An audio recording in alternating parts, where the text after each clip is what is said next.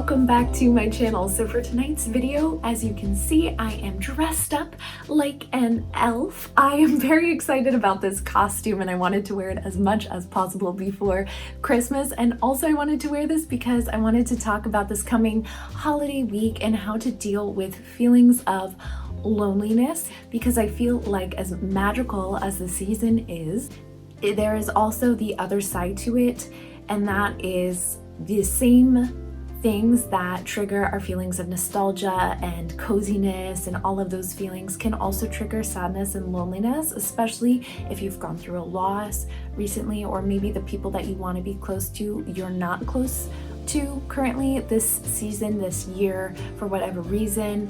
And it's a milestone or a marker in time, and anytime we approach something like that, it makes us reflective. I wanted to give you some sort of helpful advice to get through those moments when they come to you, if and when they come to you this season, because I don't think loneliness is something we should resist if you feel that way during the holidays, and I don't think you should let it ruin your holidays. I think there are ways that you can still enjoy this coming week. So I've made a list for you of 10 things that you can do when you're feeling lonely. So with that, let's get started. Tip number 1, and this I think is like the best advice just in life in general, and that is the best way to beat feelings of loneliness, or I think even feelings of sadness or feelings of depression, is to go and get out and help other people. When you are helping people who are either less fortunate or people who are isolated, you know,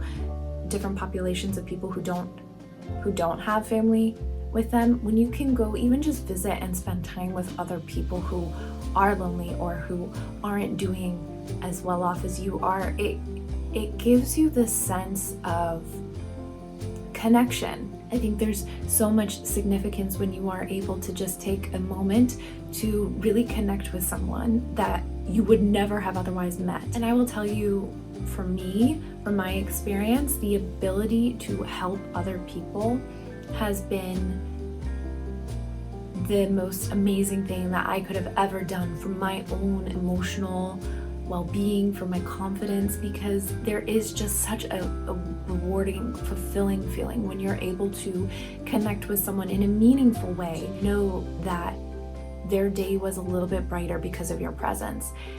That knowledge, to me, really dissolves feelings of loneliness. So tip number 2 is to plan something fun just for you during your time off. Now, I would make this something that, you know, maybe your friends or your significant other or your family members don't necessarily want to do with you. So if there's a movie you've been really dying to see, go see it. Or if there's a museum or a specific nature trail or something like that, specifically something that's going to get you out of your home, definitely go do that thing and go do it by yourself. And I think it's just the experience of taking yourself out on a date, putting yourself together, you know, going to do what you want to do at the time that you want to do. When you go out and you do something playful like this and you do it for you on your own time, I think it is a sort of magical feeling. Put it on your calendar, plan for it. So if someone asks you to hang out during that time, you say, well, I'm already doing this thing, because it's your date with yourself. And tip number 3 is to stop texting and get some FaceTime with people. So I'm guilty of this. I know we all are. It's sometimes so much easier to text our friends than to pick up the phone and call them or FaceTime them, which is even better. But seriously, make plans this week to at least FaceTime with a couple friends. You know, you don't have to be in the same state or even the same time zone as them, but get on the phone for 15 minutes, see their face, see them smiling at you, and that will relieve some of your feelings of loneliness or sadness that you're not gonna get from a text, because I don't care how amazing they are at texting, it's just not the same as seeing someone's face, looking them in the eyes and connecting with them in that way, in my opinion. And so the next tip that I have for you, tip number 4, sort of corresponds with tip number 3, and that is to reach out. This takes step number 3 of getting FaceTime with people to a different level, because this is where you want to expand your network. So this is kind of the scary thing, the hard thing to do, especially for us introverted type of people out there. But this is to go take that class, that really strange class that you want to take, that maybe, like, for instance, swing dancing or acting class or painting or whatever it is, or a language, or just something that you've always sort of been interested in and said, oh, if I had more time, sign up for just one, you know, or go to your library and just go look at the schedule of free lectures that they have there and go decide on one and go visit it. And when you're there, don't sit on your phone texting or scrolling before the event. Make eye contact with people, smile with people, strike up conversation and smile when you're at the grocery store, and just present yourself when you're out and about in the world as someone who's open to new people. Even when you're on social media, you know, expand your horizons.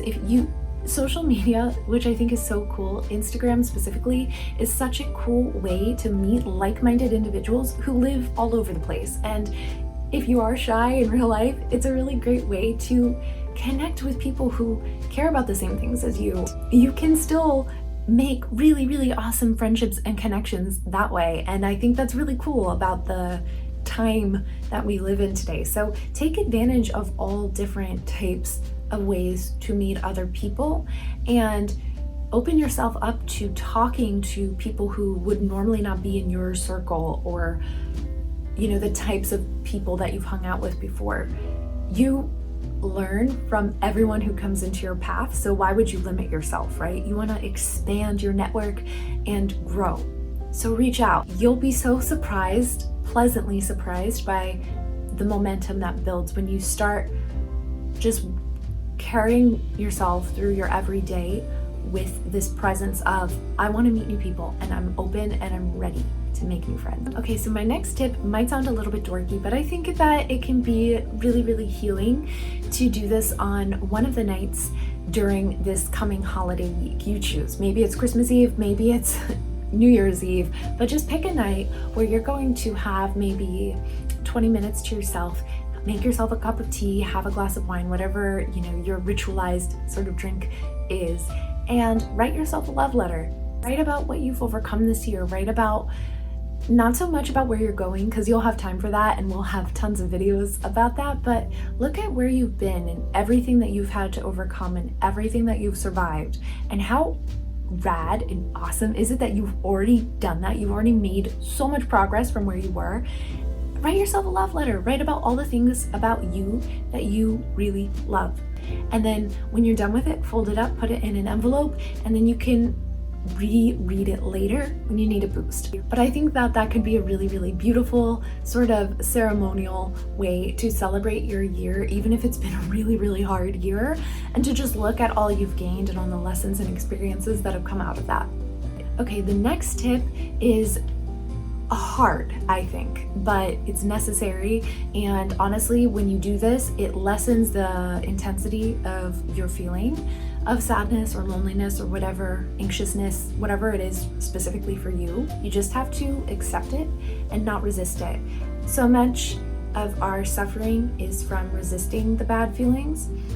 When we actually open ourselves up to pain, to the feeling, and just sort of, you know, let it wash over us and accept that, okay, this is how I feel right now, it washes over us, you know, and it passes like a wave. But if you resist it, you're sort of holding it, like you're choking it into your body, and that's when problems start.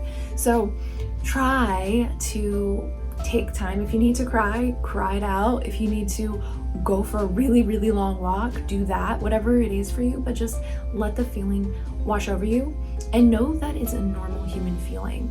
I think so often when we feel negative feelings, it feels like we're the only one in the world that's ever felt this intense pain.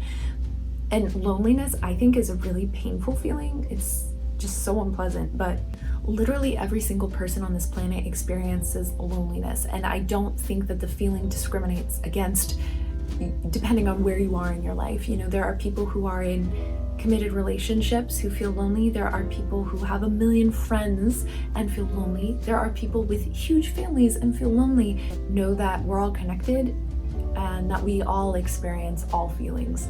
It's just part of the human experience. So if that does bring you any sort of solace, to know that it's normal and to help you feel less alone in that, My next tip is to make a new ritual or a new tradition just for you. And I think specifically if you are, navigating a holiday without people that were there last holiday, or if you are experiencing some turbulent relationships right now in your life, I think the practice of creating something new for you that you genuinely enjoy, and it's not like a watered down version of something amazing that you did with someone who is no longer in your life, but if you actually make an entirely new ritual for you that you genuinely enjoy, it's pretty cool, because as you repeat this over the years, it becomes something that feels like it's a part of you and it's not connected to anyone else. I think that that's something that can be pretty powerful. Like for me, what I do on New Year's Eve now, I don't really like to go out on New Year's Eve, and I'm going to do a whole video about my perfect New Year's Eve for introverted types of people. I really like now to spend New Year's Eve by myself and to just be very reflective and have a really, really quiet, calm evening. And now it's like I'm very protective of that time because it's my ritual. It's really powerful for me and I really enjoy that now. So I think creating something new for you, it can be the smallest tiny thing, but it can create your own sense of joy during this time that isn't connected to anyone else. My next tip is to make plans or daydream or goal set about you 2.0. So I think whenever I'm feeling lonely or sad, when I think about where I want to go and the person I want to become, I get so excited, and that really helps dissipate feelings of loneliness. It's hard to be lonely, I think, when you're really, really excited about your future, because it's just such a different energy. My second to last tip is to forgive yourself. Forgive yourself for everything, for all the things, all the ways that you didn't necessarily live up to some idealized version of the holidays or some idealized version of yourself. I think it's hard sometimes when you have an idea of the way you want things to be and the way you want to be, and life is life and it's never perfect, and just forgive yourself for that. Like there's no reason to hold on to any sort of negative feelings associated with not being perfect or not having the perfect holidays that you see on Hallmark, because life is not a Hallmark movie. Life is life, and life is beautiful and messy, and that's the fun of it. And then my very last tip for you is to just find the fun in where you are. Life is really, really short. It's never going to be perfect. Seasons like this come and they go. It's going to be January before you know it. This is just a week and a half until the new year, until a new decade. Know that you're doing really great, a lot better than you even think that you're doing, and you have permission to have fun and be silly. Don't worry so much about having the perfect holiday, because that doesn't exist, and there are things though that you can do to make it more fun for you where you are right now. Like I say, I'm wearing elf costumes, I dress up and wear Christmas socks pretty much beginning and Thanksgiving, and that makes it super fun for me, Just look for the fun in where you are. Know that you're going to great places. Forgive yourself for not being perfect or for feeling things that don't feel good. Don't beat yourself up. Know it's normal. Know that you're awesome, and just keep going. So if you like this video, please give it a thumbs up. Please also comment down below with any tips that you have on how to navigate feelings of loneliness or sadness during the holiday time, because I'm sure that could be helpful to other people who come across this video. So if you are watching this and you are feeling lonely, know that I am sending you tons and tons of love and light, and that I am with you and you're not alone, and we all feel these feelings together. So I do hope with that you have a happy holiday season, that you are able to find joy during the next couple of weeks, and I will talk to you soon.